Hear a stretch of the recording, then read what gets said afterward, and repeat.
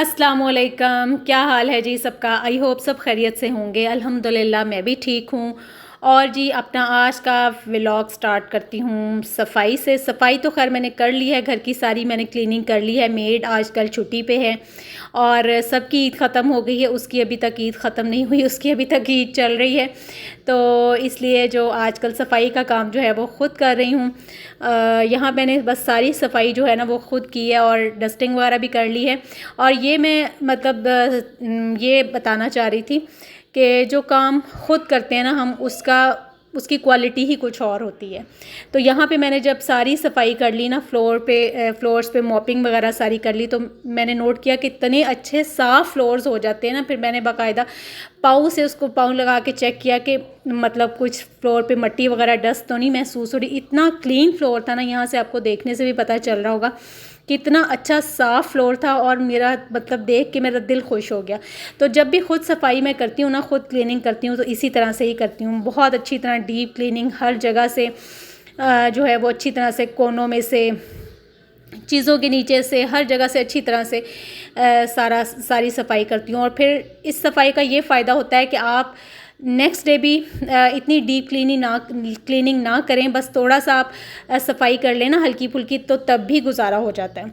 तो साथ ही साथ जी जो डोर्स हैं ये बहुत ज़्यादा गंदे हो रहे थे, इनको भी क्लीन कर रही हूँ। खैर ये मैं तो नहीं कर रही है, मेरी बड़ी बेटी कर रही हैं। तो मैंने बाकी सारा क्लीनिंग का काम किया था। तो फिर उसने कहा कि मामा चलें, डोर्स वगैरह जो है ना ये काफ़ी ज़्यादा गंदे हो रहे हैं, इनको मैं कर लेती हूँ साफ़। मैंने कहा चलें ठीक है। फिर उसने सर्फ वाला मिक्सचर बना के ना, तो स्पॉन्ज की मदद से वो सारे अच्छी तरह से डोर्स वगैरह क्लीन कर रही थी।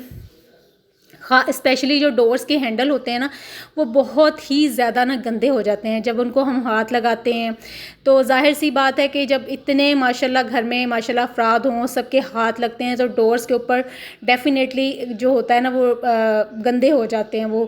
तो वो जब वो प्रोमिनेंट होना शुरू हो जाते हैं ना, उनके ऊपर मैल कुचैल लगी हुई प्रोमिनेंट होना शुरू हो जाती है, तो फिर वो बहुत बुरी लगती है। तो यहाँ जी बस मैंने जो है ना वो डस्टिंग का काम कर रही हूँ। और ये जो डाइनिंग टेबल का ग्लास है ना, इसको क्लीन करना भी बहुत मुश्किल है, क्योंकि यहाँ बच्चे बैठ के खाना खाते हैं, टीवी भी देखते हैं, अपना वर्क वगैरह भी करते हैं, स्टडी करते हैं। तो यहाँ पे ना बस काफ़ी ज़्यादा जो होते हैं ना वो निशान वगैरह पड़े होते हैं। ख़ास तौर पे जो छोटे बच्चे हैं ना दोनों घर में, सालार और मुआज़, इनके छोटे छोटे हाथ हर जगह लगे होते हैं। और ये देखें, ये इस तरह से डोर्स पे जो होते हैं ना वो निशान पड़ जाते हैं और हैंडल्स गंदे हो जाते हैं। ये देखिए छोटे छोटे जो है ना वो निशान पड़े होते हैं, मैल कुचैल लगी होती है, तो इनको फिर ना ये बहुत बुरे लगते हैं। तो कुछ दिनों के बाद ना फिर इनकी सफाई जो होती है वो करनी पड़ती है, और करनी भी चाहिए, क्योंकि ये बहुत ही बुरे लगते हैं। फिर ये देखें इस तरह से ना, फिर अब ये इसके बाद सफाई के बाद बिल्कुल क्लीन हो जाते हैं। वैसे भी बात ये होती है कि इन पे जर्म्स लगे होते हैं, तो इनको जब हम टच करते हैं तो हम इसके बाद किसी मतलब खाने वाली चीज़ को टच कर लें, तो ये फिर थोड़ा सा हाइजीन प्रॉब्लम बन जाता है। तो बस जी आजकल यही काम हो रहा है। मेड छुट्टी पे है, इसलिए हमने कहा चलें, जब खुद ही करना है तो फिर अच्छी तरह से सारी डीप क्लीनिंग कर ली जाए। तो अंदर से ये सारा क्लीन हो गया था, और बाहर से भी सारा फ्लोर जो है ना, सारे फ्लोर्स मैंने वॉश किए हैं अच्छी तरह से।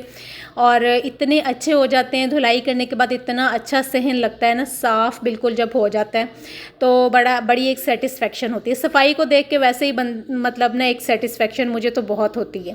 तो जब सफाई ना हुई और गंद पड़ा हो ना, तो अजीब सी एक उलझन सी होती रहती है। और ये देखिए डोर्स भी अच्छी तरह से, ये देखें कितने अच्छे साफ़ हो गए हैं ये।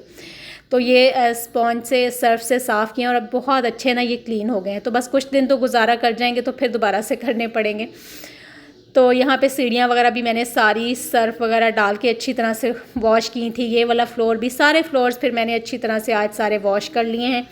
तो 1-2 दिन तो जो है ना वो सुकून से अब गुजर जाएंगे। तो बस ये है जी आजकल सफाई का सीन के सबकी ईद ख़त्म हो गई है, लेकिन मेड की जो है ना वो अभी तक ईद चल रही है। तो बताइएगा मुझे कमेंट्स में ज़रूर कि किस किस की मेड जो है ना वो अभी तक वापस काम पे नहीं आई है। तो ये देखें जी, यहाँ तक पीछे तक सारा जो लॉन्ड्री वाला एरिया है ना वो भी सारा क्लीन किया है। आगे बाथरूम है, उसको भी जब फिर मैंने एक लंबा सा पाइप लगाया और सारा जो है ना उसको वॉश किया। इसके बाद जी सलार की स्टडी का काम था, वो इसको होमवर्क जो आया हुआ था वो करवाने के लिए बैठ गई हूँ। और ये भी एक बहुत ही डिफ़िकल्ट जो होता है ना वो टाइम होता है।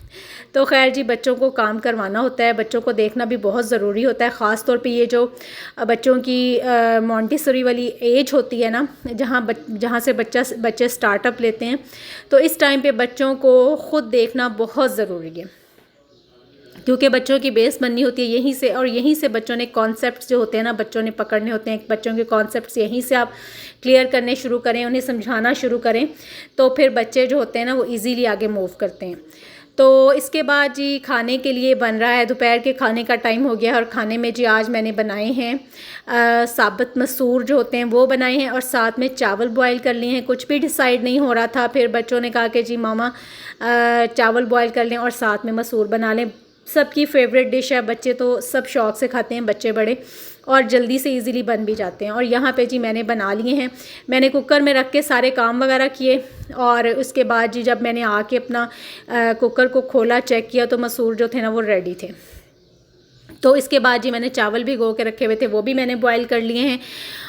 और अब यहाँ पे जी मैं लगा रही हूँ तड़का, और तड़का मैं लगाती हूँ ज़्यादातर के इसमें लगता ही प्याज और ज़ीरा जो है ना, इन दो चीज़ों का मैं तड़का लगाती हूँ। और ये देखिए जी यहाँ पे प्याज ब्राउन हो रहा है, और जब प्याज अच्छी तरह से ब्राउन हो जाएगा तो ये तड़का इसका रेडी हो जाएगा।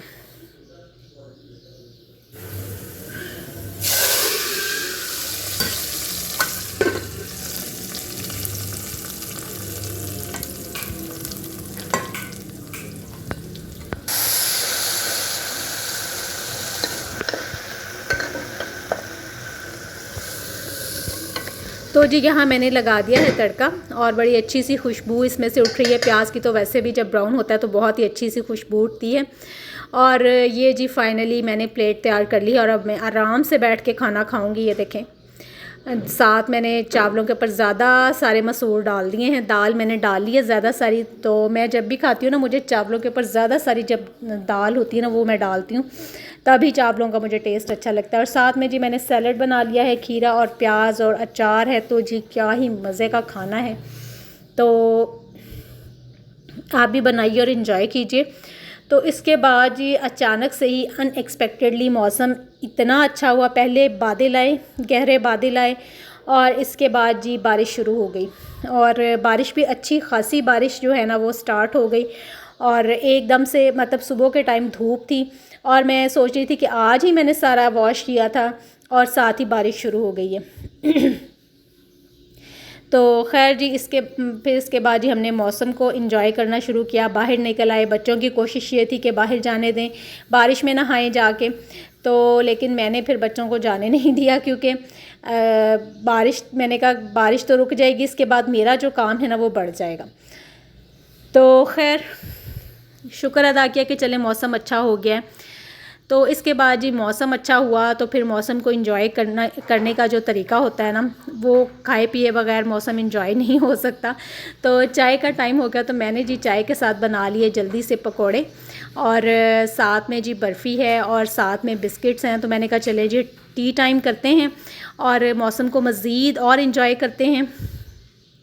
तो ये तो था जी मेरा आज का व्लॉग। काम भी किए, मौसम भी अच्छा हो गया, उसको भी इंजॉय किया, चाय भी बनाई, चाय बना के और मौसम को इंजॉय किया।